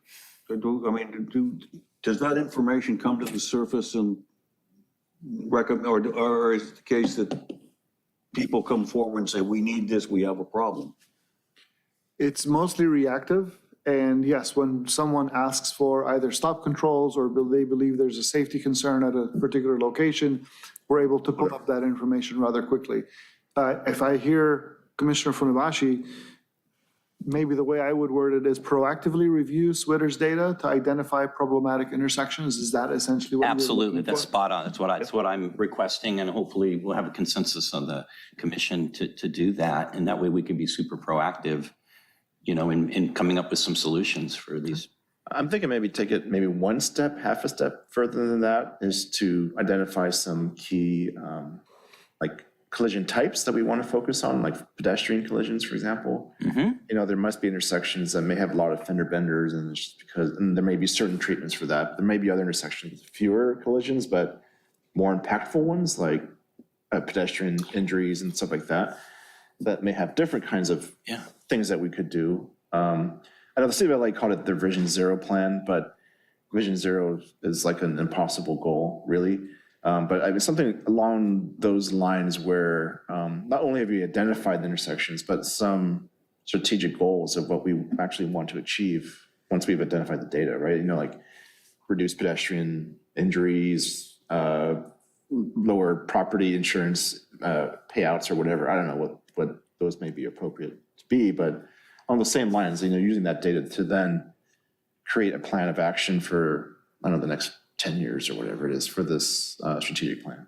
Absolutely. It does come maybe a little bit more challenging collecting and lining up all the, correlating all the information. In fact, I imagine if there's a pedestrian incident, it probably doesn't even go to SWITRs because, in fact, we have residents who will tell us there was a side swipe or an accident of sorts, and presumably it didn't get reported to insurance because it's not part of the SWITR's data. And you're kind of scratching your head. I mean, you got to kind of go that they're telling you that's what happened, and it just didn't get reported. I imagine our police department takes a fair number of reports in this area, whether it's a traffic accident that they're called to report on, or a pedestrian accident that wouldn't necessarily go to SWITR's, but would still be in the police database. I don't know how they correlate their data that we would have access to in terms of where, they're probably not plotting it on a map. But I imagine if the address of where the incident occurred can be plugged into GPS, we just take, there were 12 incidents, I'm making up a number. We plug in those 12 addresses, and if we find out that 2 or 3 of them are the same or a same stretch of highway, then we know we've got a similar problem. Commissioner Funabashi, let me help you with that speculation there. I know you hear. I'm all ears. First and foremost, it is reported accidents, right? Okay. So a person that has an accident, either if they have a police officer report to the accident scene itself, and typically I believe injury accidents will definitely have a police report addressed. If it's property damage only, sometimes the police may not respond, but it falls upon the parties involved to actually file a report.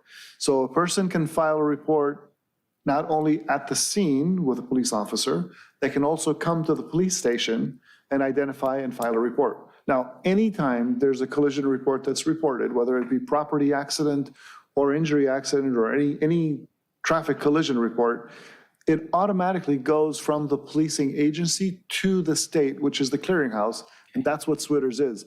It goes to the CHP, the California Highway Patrol is the clearinghouse for all the accidents, traffic accidents, and then they come back to us through the SWITR's, the Integrated Accident Data System.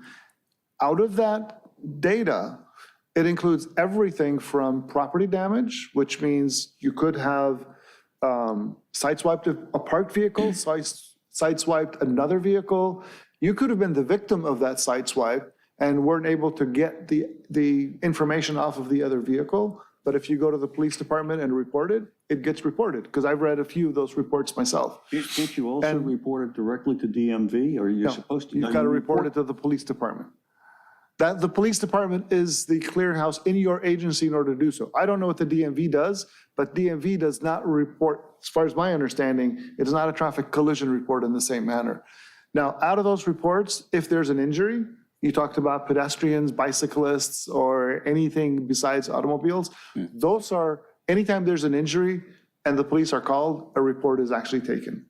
And those reports are then summarized in the overall SWITR's.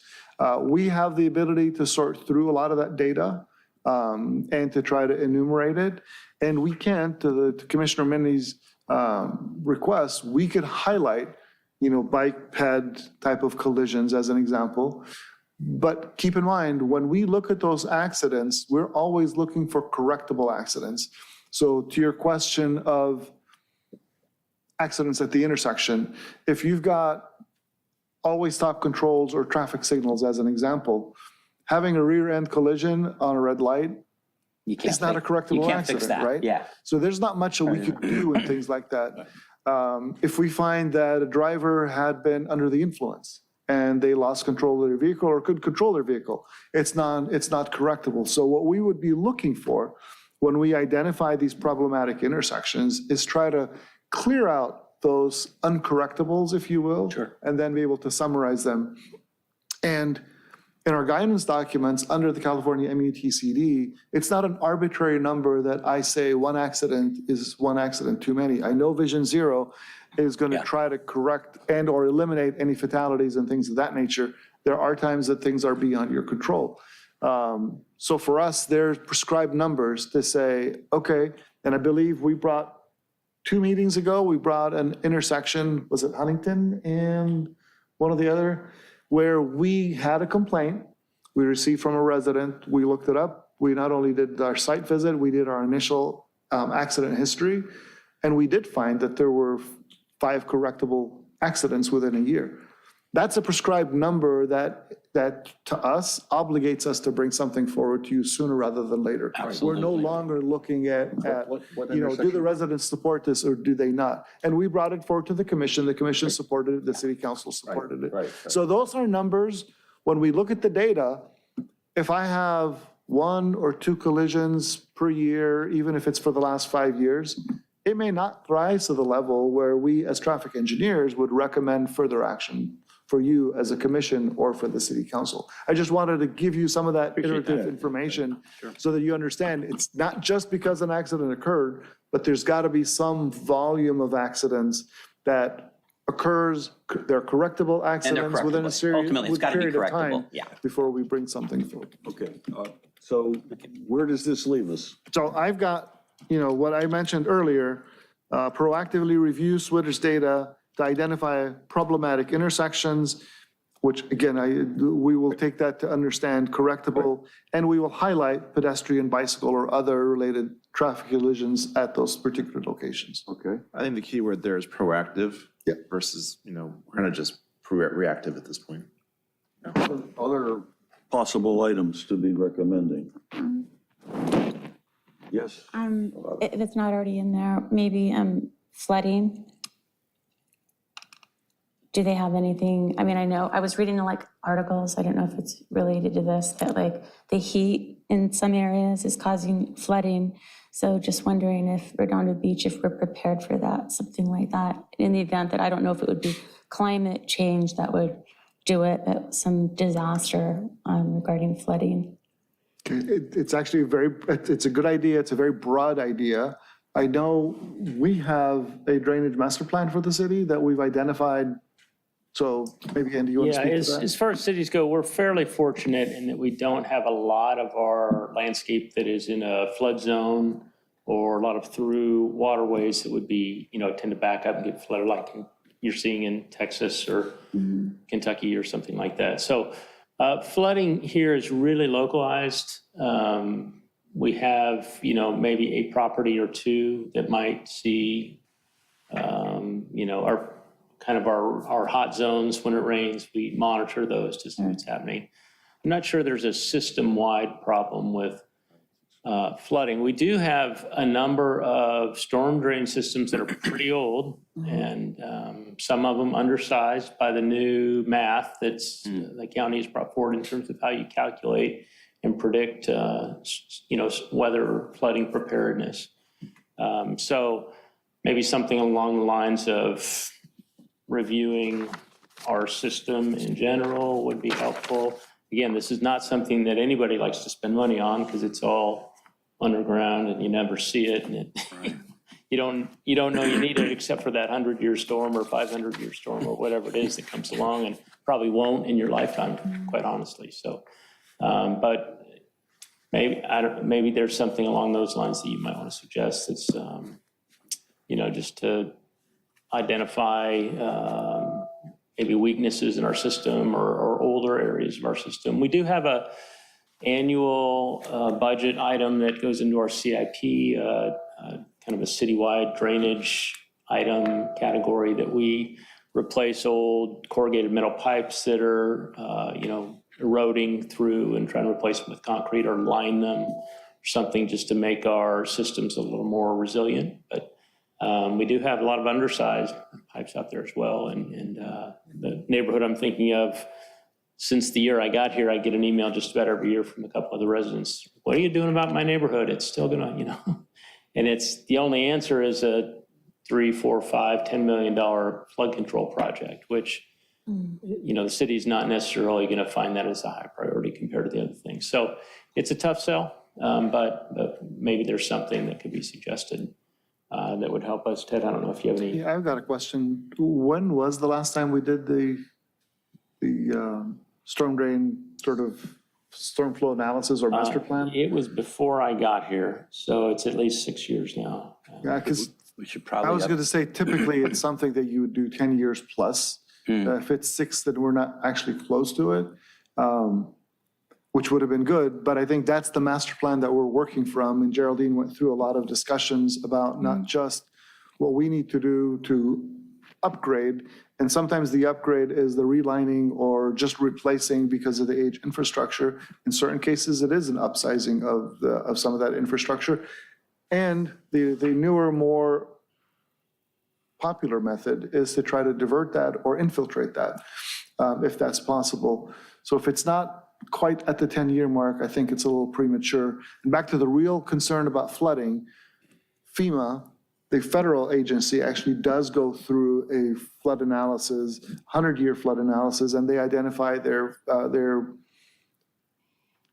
firm. It's the flood insurance rate map that talks about where the potential flooding can occur with a 100-year storm. And as Andy mentioned, those are very, very limited areas within the city of Redondo Beach. So we don't have that prevalent situation. Now, some residents may concern themselves and think, oh, we've got flooding because we have 2 inches or 3 inches or 4 inches of water on our street.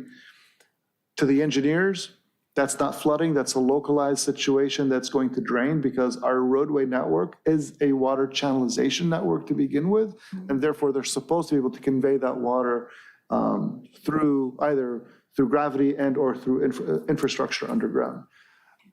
So that's my 2 cents on it.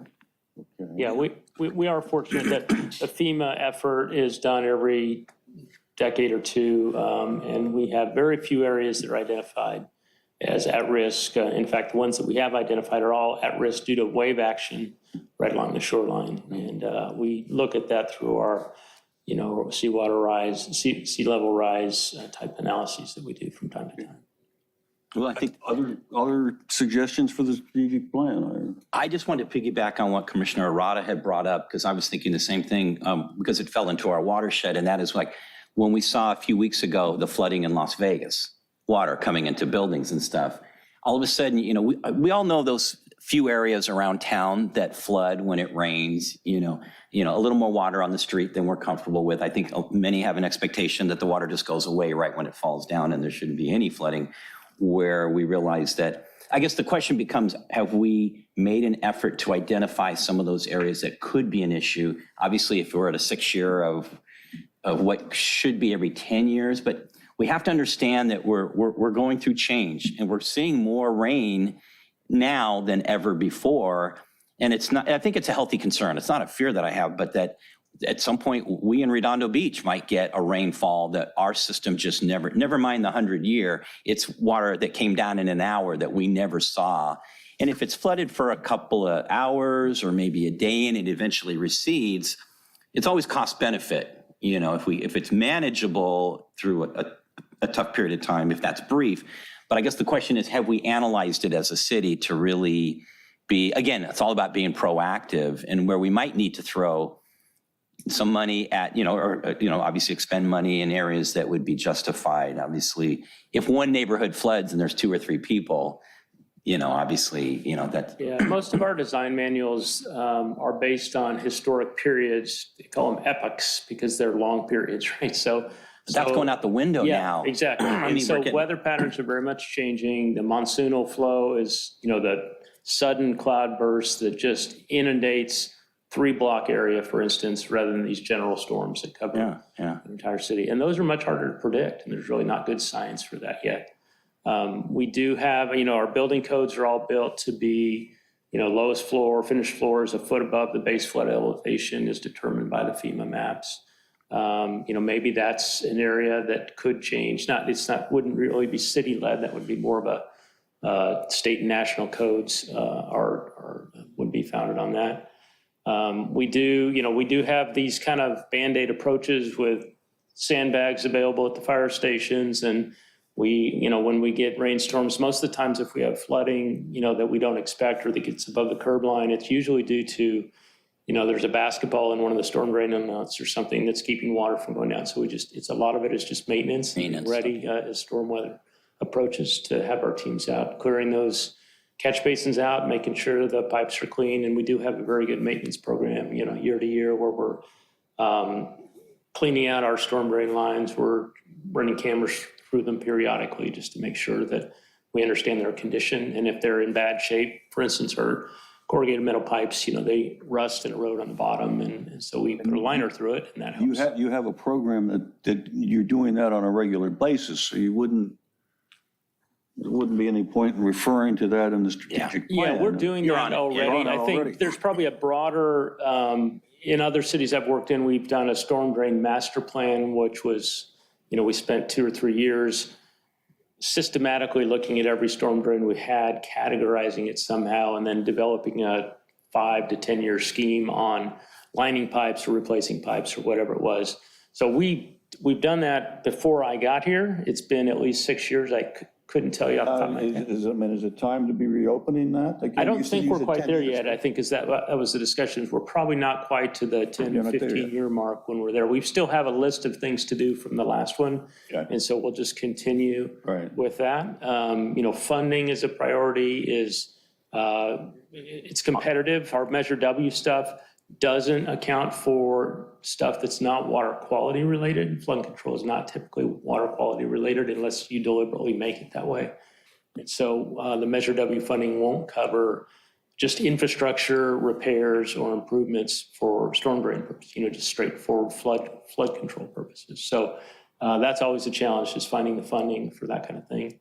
And so we carve out our $200,000 or $250,000 a year, and it doesn't compare with all the other money we spend on roads and other things, city, but it's something, and it does seem to be.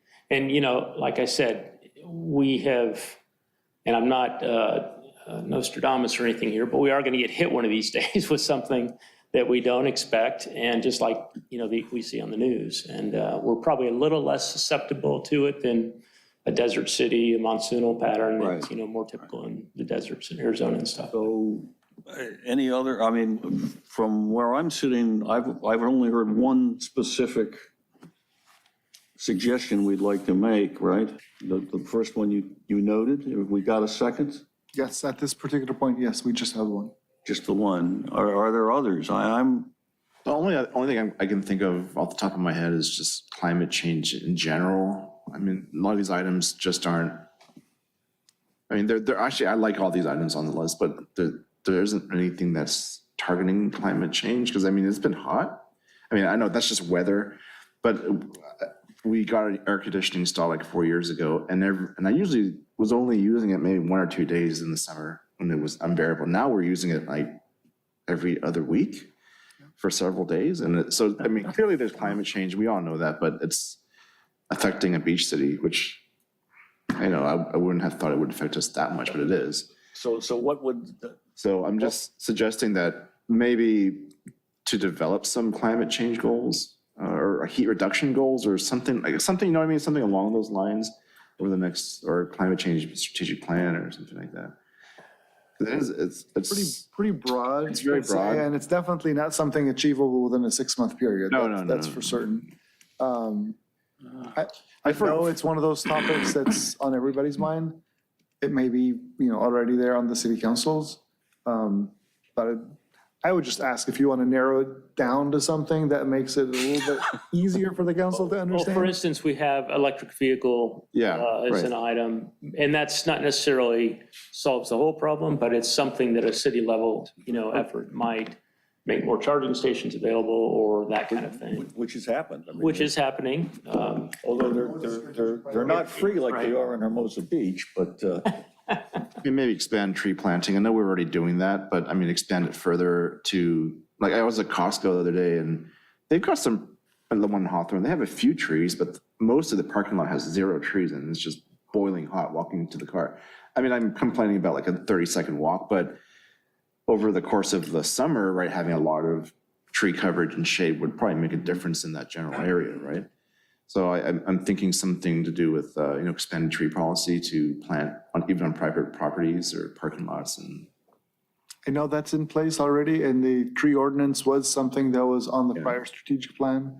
It's being drafted by our attorney's office, so it came before us. it did come before Yeah, you it for did come before conversation, us. yes. And also to mention, and I knew that I'd seen something, obviously, sea rise is part of the strategic plan, and I go to the bullet point on environmental sustainability, and there is one of the items, number 10, environmental advisory body, report on options for advising the city on environmental issues through either expansion of an existing commission or creation of a new commission. So they're obviously thinking about it and talking about it, and whether or not some of those topics would come across our commission. When you look at sea rise, which is really more of an infrastructure, I think it's categorized under there. But it also includes like water quality and tree ordinances and things like that. So, which does kind of, like you said, almost half of it is PW, right? So, I think if we want to maybe enhance or elaborate on any one of the bullet points, but I think we should probably maybe express that we support the formation of some sort of, gosh, dare I say, at least a task force, an environmental task force, which would be quite broad. But isn't that, what item is that on the? So if you look at environmental, which is goal number 3, increase environmental sustainability, that's the one bullet point that really kind of hones. Which one was that? It's goal number 3. And of the 10 items listed, that is the last item, number 10, excuse me, I'm sorry, it's number 10 is the one? it'll be on page 30, 39, 38 and 39 are the list of increased environmental sustainability items. But now so you've got, the way I read this is something that was supposed to happen in the last 6 months, but it hasn't, right? So will that automatically be carried over and come up in the next 6 months plan? Or should we be saying this should be carried over and should be? You could definitely say you support this to be carried over into the next 6-month priority. Yes, I think That would be fantastic. I'm hearing that's what we're saying, and I would suggest perhaps that, I don't know, dare I say that much of that function could be provided by this commission? Or is that, or do we think there should be a new commission? I mean, I think we can do it. could that be an expanded function of Public Works? Do we think that's the case? I personally think there would be a certain amount of input and advice and recommendations that we as a body could make, but I'm really thinking You think it maybe. should be a separate I'm thinking, separate yeah. commission? I mean, if I were mayor and council, I'd probably be talking about a task force with residents who are environmental engineers and more of the specialized professions. That's just my thoughts on it. But obviously, as a commission, that's one thing we do support. Whether it would be that, yes, we're definitely open to having some of the environmental issues and climate change issues be a part of our purview and where we can. Okay, so our recommendation is that this definitely needs to be determined which way to go, but that we as a commission feel that we could play a role in taking a position on some of those issues. Yeah, absolutely. We would support being a part of that and would support any formation of a specific body otherwise. That we would support the idea of both.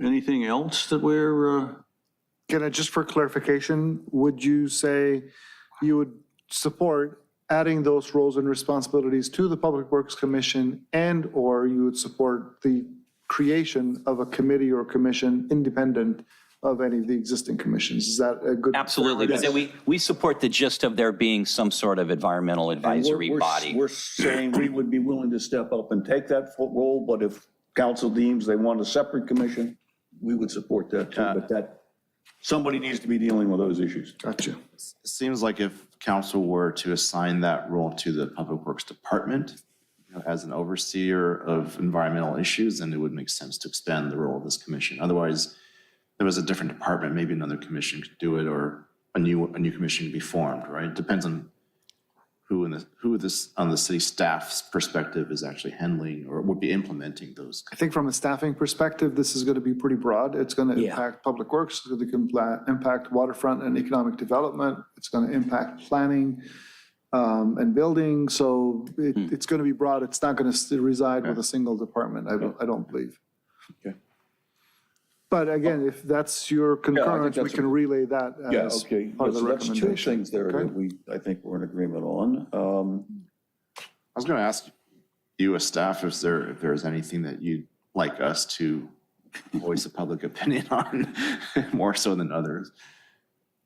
I honestly don't. There are a lot of things that we're involved with, a lot that are a priority to us, they're a priority to the council. You know, you've asked us about materials that comes with traffic and related, so we're bringing that forward. There was one thing in here, I think, where you were talking about coming up with a policy to retain staff. Yes, that's actually been already supported and approved, and Yeah, it's in okay. motion from the council side. We could officially support that more, just in case.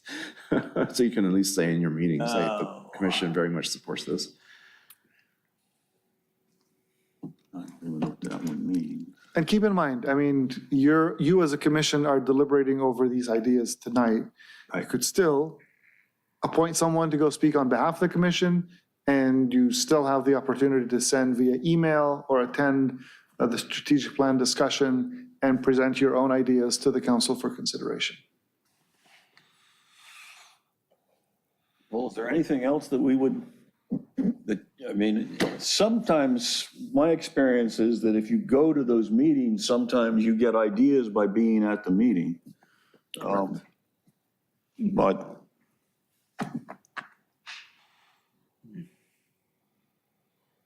so where do we stand on this? I gather that probably the appropriate thing, We've got the two at this we got the particular point. two. Do we have any more? Well, do we then make a motion that those are the two items that we're recommending? And would it be appropriate for that to be conveyed in a letter from us, or how, or staff will convey it? We could definitely draft it up as a letter, have you sign it as the chairperson for the commission, and convey that to the city council. Okay. Yeah, I think that works. All those in favor of that? Sure. Let's do a roll call on this one. Sounds good. Commissioner, did we have a motion in a second? Oh, Don't we need that? we need a motion to ask staff to write the letter to be transmitted to the city council. With those two suggestions. For those for two their consideration. suggestions as outlined. Is there a I can motion? make that motion, yeah, to, as discussed. Second? I'll second it. Okay, great. Commissioner Arata, Aye. Commissioner Funbashi, Aye. Vice Chairman, Aye. Chair Simpson. Yes. Okay, great. Now, in addition to that, do we want to designate someone to go to one or both of those meetings? I'll just say that I'm compelled to either attend in person or at the very least watch both of them as I'm able to. So I will put that out there without being the one, committing to actually to do that, but I'm inclined to be there and participate as moved to do so. I don't know how the rest of you feel, but I'd encourage all of you to come as well. Do we want someone to go designated to speak on behalf of the commission? I'm not sure that we've got two specific recommendations to be conveyed. And then if all of us want to go and speak our own minds, by all means, there's probably not much else to be doing on Tuesday night at 6 o'clock. How long do those things usually last? 3 hours? 30th and what else? See, they're both last Tuesday and first Thursday of. Correct. It's August the 30th, And the Tuesday night first. at 6, and then Thursday, September the 1st. I'm sorry, it's It's coming up pretty quick. it's Thursday, it's the Tuesday and Tuesday, Thursday August the next week. 30th, and Thursday, September the 1st. So they're 2 days apart. Okay, and then when are they going to get around, do you know, to appointing commissioners?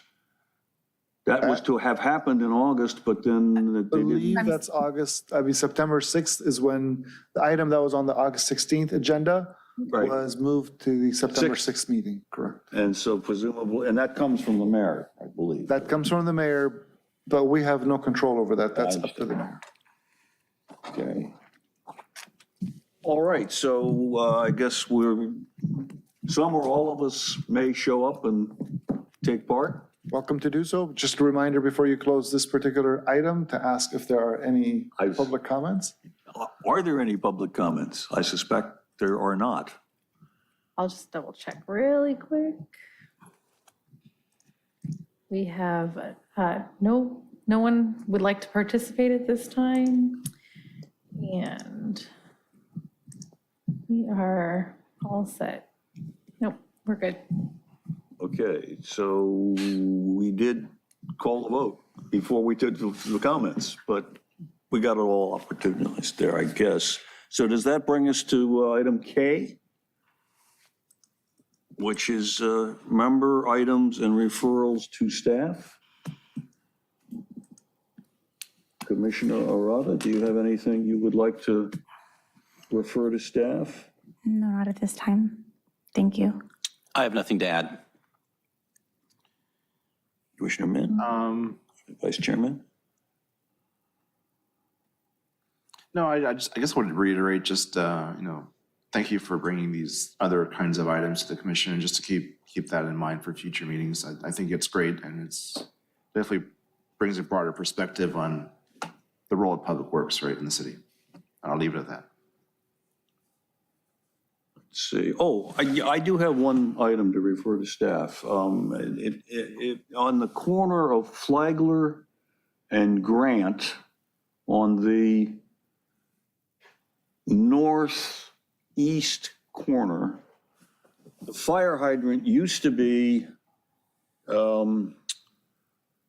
right virtually at the corner. So there was a red striping around the fire hydrant that, went back from the corner back about, well, I don't know, 20 feet or so. Recently, when they did the reconstruction there, they moved the fire hydrant 25 feet to the east, or 20 feet to the east. So the fire hydrant now is not in a red curb zone, but the red curb is where it probably doesn't need to be. Does that make sense? Do I make myself clear? I don't know if that's something that you'd want to adjust the red curb stripe on or not. I mean, usually you would expect the red curb to be appropriately located with the fire hydrant. And I think you could just move the curb back and have parking in the front, red curb by the meter, and then I don't know if that's. I wish I can just say I'll click and drag the 25 feet from one location to the other. It just doesn't work that way. But if I understand your referral, and that's to go review the fire hydrant in the new location and consider the removal of the old red curb that is no longer applicable and installation of the new red curb adjacent to the new fire hydrant location. Exactly, yeah. Is that correct? Yeah, and I don't understand why they moved it. It just didn't make sense, but they Yeah, did. I don't know the logic behind relocation of the hydrant, but we can definitely investigate the curb marking for that. Other than that, excellent presentations tonight. Thank you very much. Thank you to Andy and his team. Did a great job. Well, I guess if there's nothing And else. thank you to Mike, our deputy director, and his team, because Andrea is part of his team, as is solid waste. That's how the work gets done. Speaking of deputy director, I just was talking to him about the wonderful job that's been done in Andrews Park with the new playground equipment and the dog run that's been put in, and the public works people who did all of that were very, very effective and taking very, very good care of that park, which is about, a block away from me. So I have a vested interest in that with my grandson. So do we have a motion to adjourn? I'll make a motion to adjourn. Second it. All those in favor? Aye. Aye. We are adjourned. So the next one is in September, whatever that fourth Monday is, I suppose. I've got mine. Okay, we got a few extras. 26. Do you have a question?